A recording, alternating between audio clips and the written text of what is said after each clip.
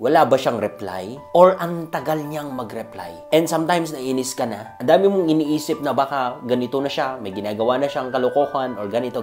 You know, hindi aksidente na napanood mo itong video na ito. Kasi kapag nagawa mo itong may advice ko, itong 11 na advice ko sa video na ito, I promise you, meron kang matutunan, and I promise you, mag-iiba yung situation mo. I promise you, hindi ka na magbebeg ng attention mula sa kanya. And I promise you, meron siyang reply na sa'yo kapag nagawa mo lang to. So kung gusto mong malaman, gusto mong magbago yung situation mo, make sure na panoorin mo hanggang sa last part. Tara, simulan na natin.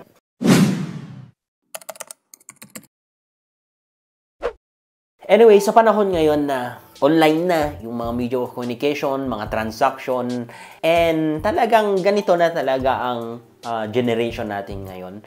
And ang hirap kapag hindi nagre-reply yung taong mahal mo or yung taong tinextan mo, crush mo, or whatever, kasi hindi mo naman nakikita yung kanilang ginagawa, ang aktual na kanilang ginagawa, kung bakit hindi siya nagre-reply, kung nagsasabi ba siya talaga ng totoo, or kung may something na tinatago, may something na ginagawa pala. But kahit anong ginagawa niya, hindi yun ang talagang importante. Ang importante dito ay ikaw. Dapat kontrolado mo yung situation, dapat kontrolado mo yung emotion mo, kontrolado mo yung situation mo, and I'm pretty sure makokontrol mo yung buhay at yung situation mo at yung relationship nyo. Not in a way na magiging controlling ka naman, maging manipulative, but at least alam mo yung direction. At mas maganda yung takbo ng relationship. And number 1 na dapat mong gawin, at palagi ko itong sinasabi sa mga past videos ko, at napakalaga na talagang ito ang gagawin mo. Okay? Number 1.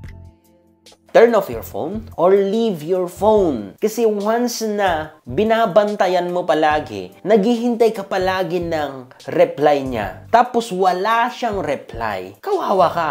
Nagsasayang ka na ng oras mo, ginagalit mo lang yung sarili mo, iniinis mo lang yung sarili mo, kinakawawa mo lang yung sarili mo, and wala kang mapapala dyan. Hindi po yan nakakatulong.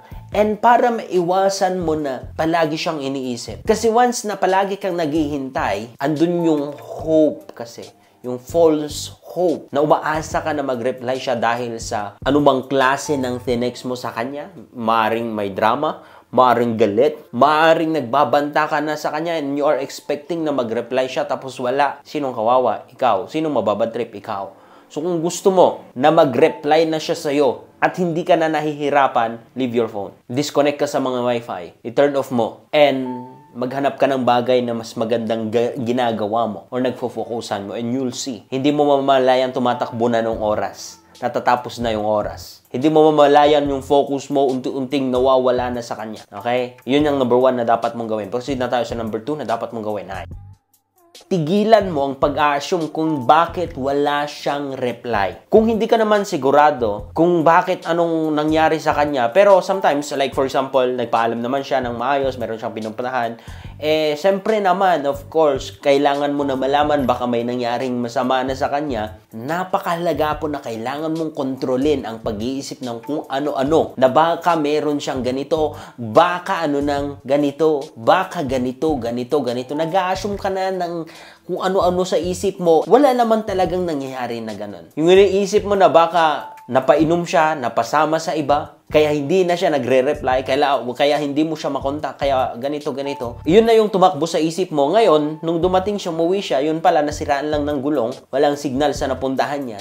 Kung ano-ano nang na-chat mo sa kanya, kung ano-ano nang na-text mo na sa kanya, tapos nabasa niya, nasaktan siya. Okay? So yung mga text na yun, hindi na pwedeng may balik kasi nakita niya, masakit yun. Nakakasira yun sa relationship. Okay? Hindi ko sinasabi na 100% na perfecto ka na. Now, wala kang maisip. Siyempre, magdududa tayo dahil mahal natin. Pero kung alam mo na parang sumusobra ka na at alam mo na ikaw talaga yung tao na ganun, na sobrang assuming, sobrang kung ano-ano ang naisip mo, sila talaga ganito ang mga babae. Tapos, palagi ka namang mali. Palaging hindi naman tama yung mga iniisip mo, you need to control yourself. Kasi, ikaw ang kawawa. Ikaw yung nai-stress. Sinisira mo lang yung utak mo, sinisira mo lang yung mood mo, and nagiging toxic ka po kung ganun, kaibigan. Okay? Mas mainam pa din na hintayin mo na siya talagang magsabi kung anong dahilan, kung bakit hindi siya nagre-reply, kung bakit tatagalan siya, kung bakit ang bagal niyang mag-reply, hintayin mo. Hindi ko sinasabi na mali yung naiisip mo na baka ganito siya, hindi po. Pero mas maganda yung sure pa din. Okay? Ibawasan or iwasan ang pag-assume. Number 3 na dapat mong gawin ay don't text him. Especially kapag palaging ikaw yung palaging nagte-text sa kanya, palaging nagre-reach out sa kanya. Tapos ang bagal niya, ang tagal niyang mag-reply. Tapos palagi ka ba nang nagte-text sa kanya? Please, kung nararamdaman mo, kung napapansin mo na hindi siya interested sa'yo, don't text him. Parang awa mo na. Magbigay ka naman ng konting honor sa sarili mo, kaibigan, please. Kung hindi sila nagte-text, kung hindi sila nagre-reply, kung ang bagal-bagal nila, don't text them, please. In that way, nape-preserve mo yung pagiging high value mo. In that way, napapatunayan na ikaw yung tao na may sariling mundo, na hindi natatakot na mawalan kasi meron ka na. Okay? Kasi ang mga taong laging nag-ahabol, laging nagte-text, ibig sabihin kasi wala silang matibay na foundation, wala silang sometimes goal na pinagkakabisihan, kaya ang daming oras na nibibigay sa taong kung sino man yon, nakachat mo or mahal mo, whatever, or crush mo, or ka-flirt mo, whatever. Please, hindi sila nagte-text, nakikita mo, nararamdaman mo na hindi sila interested, don't text him or her. Okay? Next na dapat mong gawin ay kung talagang hindi mo mapigilan na gusto mo talaga siyang i-text, meron kang talagang gustong ibuhos sa kanya, maghintay ka ng 24 hours bago ka mag-text ulit. After mong nag-text, nasabi mo na lahat, wait again for 24 hours. Malay mo, meron talaga siyang dahilan, magandang reason kung bakit hindi siya nagre-reply, kung bakit hindi siya nagte-text. So, bigyan mo siya ng oras, bigyan mo siya ng space, bigyan mo siya ng panahon na magpaliwanag. Bigyan mo siya ng oras na baka ganito kasi talaga meron siyang matinding dahilan kung bakit. So, 24 hours mga kaibigan. Maghintay ka ng 24 hours bago mag-text ulit. Okay? Number 5 na dapat mong gawin ay i-distract mo yung sarili mo sa pag-iisip sa kanya, sa pag-focus sa kanya, para maiwasan mo ang pag-reply mo, pag-text mo ng mas marami pa sa kanya. Kailangan na meron kang ibang ginagawa. Kasi kahit na iwan mo yung phone mo, kahit na i-turn off mo pa yung phone mo, kahit na sabihin mo na ayaw ko na siyang isipin, kahit na sabihin mo na maghintay ako ng 24 hours para mag-text sa kanya, kung wala kang ibang ginagawa, talagang mapapatext ka sa kanya. Kasi hindi ka nadidistract eh. Yung focus mo nandun pa din sa kanya. Yung focus mo nandun pa din sa pinoproblema mo. Yung focus mo nandun pa din sa iniisip mo. Kaya napakahalaga na merong distraction sa focus mo na yon. Or I mean dito is redirect mo yung focus mo. Kung meron kang maghanap ka ng pwede mong gawin mo hanggang sa hindi mo mamalayan, tumatakbo na palang oras. Kung meron kang trabaho, mag-focus ka sa trabaho mo. Hanggang sa hindi mo na mamalayan, tumatakbo na palang oras. Okay? Ayos ba? Distract yourself. Number 6.